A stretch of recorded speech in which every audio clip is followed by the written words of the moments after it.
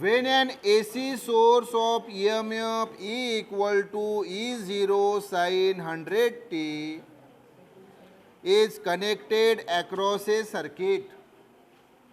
AC source EMF का यानी ultimately current का वो एक सर्किट को कनेक्ट किया, तो the phase difference between the EMF E and the current I in the circuit is observed to be pi by 4 as shown in the diagram. तो आपको एक डायग्राम दी है, उसमें आपको करंट का ग्राफ दिया है और EMF का ग्राफ दिया है। पहला ग्राफ ये करंट का दिया है और बाद का ग्राफ ये EMF का दिया है। इसका मतलब करंट ये लीड कर रहा है EMF को। अब आप मुझे सोच के बताओ कि कब, मतलब कौन से सर्किट में करंट ये EMF को लीड करता है? कैपेसिटिव सर्किट में। कौन से सर्किट में? है ना, कैपेसिटर के इसमें करंट ये EMF को यानी वोल्टेज से 90 डिग्री सामने रहता है। अब यहाँ 90 डिग्री दिया है क्या? नहीं सर, 90 डिग्री नहीं दिया, या पाई बाय 4 दिया है। पाई बाय 4 यानी 45। मतलब वो जो कैपेसिटर है उसके साथ कोई और कनेक्टेड है और वो है आर रजिस्टर। तो सर्किट कौन हो गया फिर? RC circuit. कौन सा सर्किट हुआ रे बाबू? RC circuit. हाँ, तो if the circuit consist probably only of RC और एलसी इन सीरीज।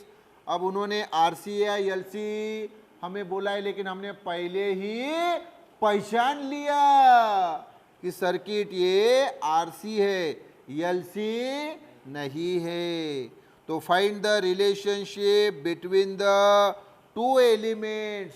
दो जो एलिमेंट्स है, कौन दो एलिमेंट्स? एक आर और दूसरा, एक आर है और दूसरा सी है।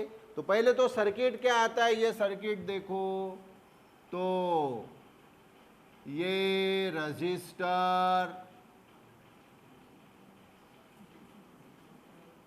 और ये कैपेसिटर,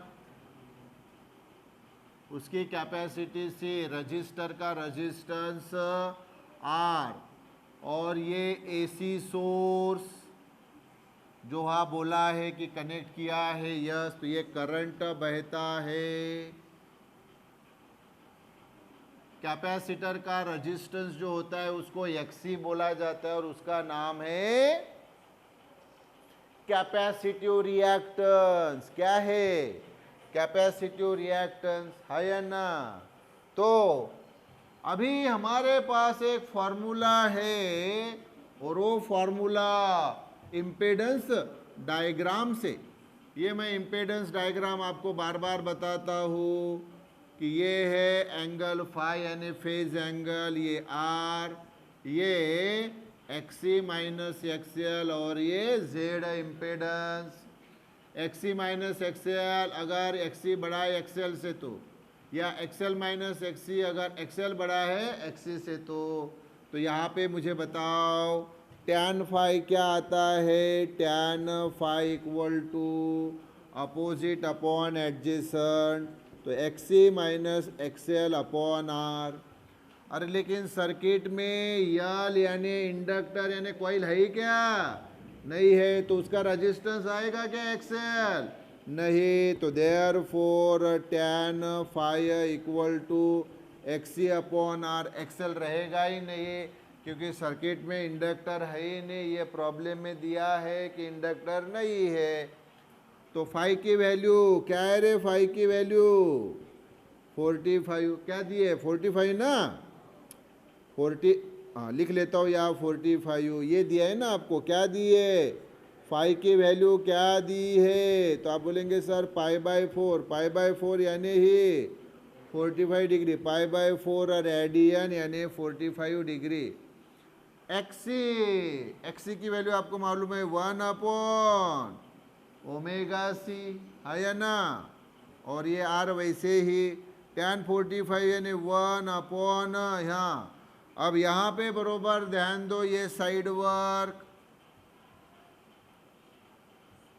तो आपको जो ये एसी सोर्स लगाया ये दिया है E = E0 साइन, क्या दिया रे, बोलो रे बाबू, साइन 100t, 100t। हाँ तो ये देखो E = E0 साइन 100t से इक्वेशन 1, बट वी हैव, लेकिन हमारे पास formula E = E0 sine omega T. चलो कंपेयर करो 1 और 2 का, तो comparing 1 and 2 we get E same equal to same, E0 same, sine same, T same, तो ओमेगा = 100 रेडियन पर सेकंड। एंगुलर वेलोसिटी ये 100 आई है ना, कितनी आई, 100, और ये CR वैसे ही, क्लियर क्या, यस। तो ये 100 CR इधर लिया तो 100 CR = 1, 100 CR = 1, या सिर्फ CR को इधर ले लो, 100 को उधर ही रख लो, तो ये CR = 1/100 ये आ गया। अब रिलेशन तो आ गया हमारे पास, C और R का रिलेशन, मतलब C × R = 1/100 ये आ गया। तो अभी आपको बताना है कि भाई इसके लिए सुटेबल ऑप्शन कौन सी होगी, तो वो होगी रे option A. So right option is A. Sir कैसे, वैल्यू रख के देखो तो यही रिलेशन आएगा। तो R दिया है 1 किलो ओहम और C दिया है 10 माइक्रो फैराड। हाँ चेक करो, इसमें रखो, तो ऑप्शन ए क्या बोल रहे हैं हम, राइट ऑप्शन क्या बोल रहे, ए, क्लियर। तो उस ऑप्शन के लिए R क्या बोला रे, बोलो बरा, R क्या बोला, जल्दी बोलो वहां पे ऑप्शन ए में, 1 kilo ohm, 1 kilo ohm, 1 kilo ohm, kilo यानी 10⁻³ ओहम वैसे ही, और C कितना दिया है रे, बोलो कैपेसिटी, तो वो दी है 10 माइक्रोफैराड, 10 माइक्रोफैराड, तो 10 और माइक्रो यानी 10⁻⁻6 फैराड, 10 यानी 10 का पावर 1, 1 - 6 यानी -5 फैराड, यस। हाँ ओके, तो देखो अगर हम C × R का मल्टीप्लिकेशन करेंगे तो 1/100 आना चाहिए ना, क्या आना चाहिए, हाँ तो देखो फिर बिल्कुल आता है।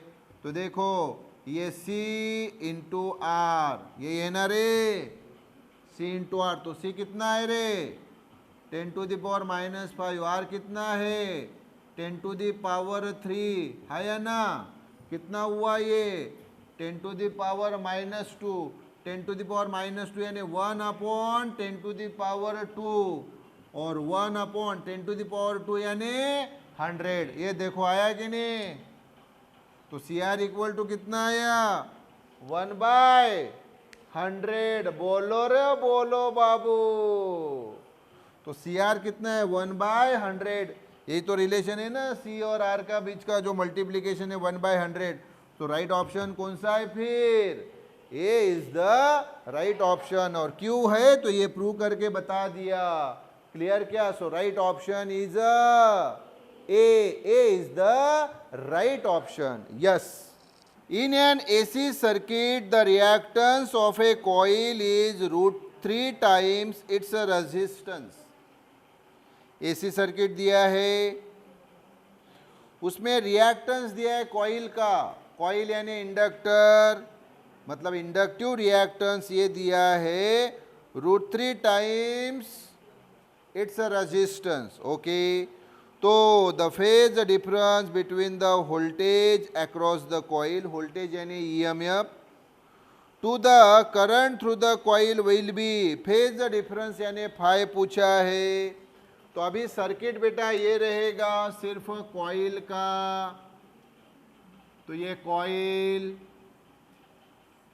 और ये एसी सोर्स, ये करंट बह रहा है, फ्लो हो रहा है, ये इंडक्टर यानी ही कॉइल, इसका इंडक्टेंस L और रेजिस्टेंस XL। XL को क्या बोलते हैं?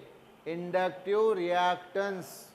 हाँ, फेजर डायग्राम ऑलरेडी मैंने बताया है। ये इम्पेडेंस ट्रायंगल, ये फाई, ये रहता है R, ये रहता है Z, और ये XL माइनस XC। अगर XL बड़ा है XC से तो फिर यहाँ से बताओ मुझे tan फाई क्या आएगा? अब भी पिछले फार्मूले में यूज किया हमने, तो tan phi equal to opposite upon adjacent, तो XL minus XC upon R। अरे लेकिन इस सर्किट में कैपेसिटर दिख रहा है क्या? नहीं, तो उसका रेजिस्टेंस XC रहेगा क्या? नहीं रहेगा। तो therefore tan phi equal to सिर्फ XL अपॉन R। अरे कैपेसिटर है क्या? नहीं, तो XC नहीं, तो ये tan फाई वैसे ही। और अभी साइड वर्क हमें दिया है कि XL ये √3 टाइम्स R है, यानी जो रेजिस्टेंस है उससे ये इंडक्टिव रिएक्टेंस √3 टाइम्स बड़ा है। तो भाई XL की जगह हम रखेंगे √3R, ये R वैसे ही RR कैंसल, तो tan फाई इक्वल टू √3। और आप मुझे बताइए tan के इसमें √3 वैल्यू कौन से एंगल के लिए होती है? 60 के लिए। So therefore phi equal to 60 degree. 60 degree यार π/3 रेडियन, ये ऑप्शन बोलो फिर, ऑप्शन कौन सी? A is the right option. Clear? Yes. So problem, an AC voltage is applied to a resistor R and inductor L in series. Okay, तो एक AC voltage apply किया, किसमें? वो रेजिस्टेंस R दिया है और इंडक्टर L दिया है in series. If R and the inductive reactance are both equal to 3 ohm, the phase difference between the applied voltage and the current in the circuit is। फिर से हमें phase difference पूछा है। अच्छा, यहाँ एक बात ख्याल में रखिए, ये जो इंडक्टर है तो प्योर इंडक्टिव सर्किट नहीं रहेगा, आपको रजिस्टर R दिया है ना। हाँ, तो ये इंडक्टर के साथ यहाँ पे क्या रहेगा रे बाबू? ये रजिस्टर भी रहेगा। पिछले प्रॉब्लम की बात कर रहा हूं, ये वाली क्या रहेगा? रजिस्टर भी रहेगा। आंसर वही। तो क्योंकि आपको बोला था कि भाई एक्सियल इंडक्टिव रिएक्टेंस ये रेजिस्टेंस से √3 टाइम्स है। हाँ, तो रेजिस्टेंस वहां शो करना पड़ेगा ना। तो रेजिस्टेंस किसके पास होता है? रजिस्टर के पास। तो ये सर्किट RL सर्किट हुआ। कौन सा? और अभी ये जो प्रॉब्लम दिया है ये भी RL सर्किट, तो वही सर्किट है, वही ये इम्पीडेंस ट्रायंगल है, और वही tan फाई का formula, tan phi equal to ये देखो XL minus XC upon R। लेकिन अभी साइड वर्क में आप देखेंगे कि आपको बोला है कि XL और R दोनों क्या है? इक्वल है। पिछले इसमें बोला था XL इक्वल टू √3 और अभी XL और R क्या बोल रहे हैं? सेम है। हाँ, तो formula tan phi equal to XL minus XC upon R। XC यहाँ आएगा ही नहीं क्योंकि कैपेसिटर है क्या सर्किट में? ना। तो ये tan phi equal to XL upon R, XL upon R. तो tan phi equal to XL की वैल्यू क्या है फिर बताओ, आर। एक्सएल की वैल्यू सिर्फ R upon A R. R R cancel तो क्या आएगा रे, 1। तो tan phi इक्वल टू 1 तो मुझे बताओ फिर फाई की वैल्यू, tan के चार्ट में 1 वैल्यू किसकी होती है, कौन से एंगल के लिए, 45 के लिए। तो फाई इक्वल टू 45 डिग्री, और 45 यानी रे पाई बाय 4 रेडियन, क्योंकि पाई कितना होता है 180 अपॉन 4 यानी 45 आएगा, है या ना। तो अब मुझे बताओ ये ऑप्शन कहाँ पे आपको दिख रही है, option C is the right option. Clear क्या रे बाबू, बोलो yes. In AC series circuit, the resistance, inductive reactance and capacitive, मतलब capacitive reactance are 3 ohm, 10 ohm and 14 ohm respectively. The impedance of the circuit is, circuit का impedance यानी total resistance। तो तीनों के तीनों हमें दिए हैं, resistance भी दिया, मतलब ये देखो रेजिस्टेंस भी दिया, उसके बाद में इंडक्टर यानी कॉइल भी दिया, कैपेसिटर भी दिया, और ये एसी सोर्स। तो ये रेजिस्टर, इसका रेजिस्टेंस आर, ये इंडक्टर यानी कॉइल, इसका इंडक्टेंस यल और इसका इंडक्टिव रिएक्टेंस एक्सएल। ये कैपेसिटर, इसकी कैपेसिटी सी और इसका रेजिस्टेंस एक्सी यानी कैपेसिटिव रिएक्टेंस।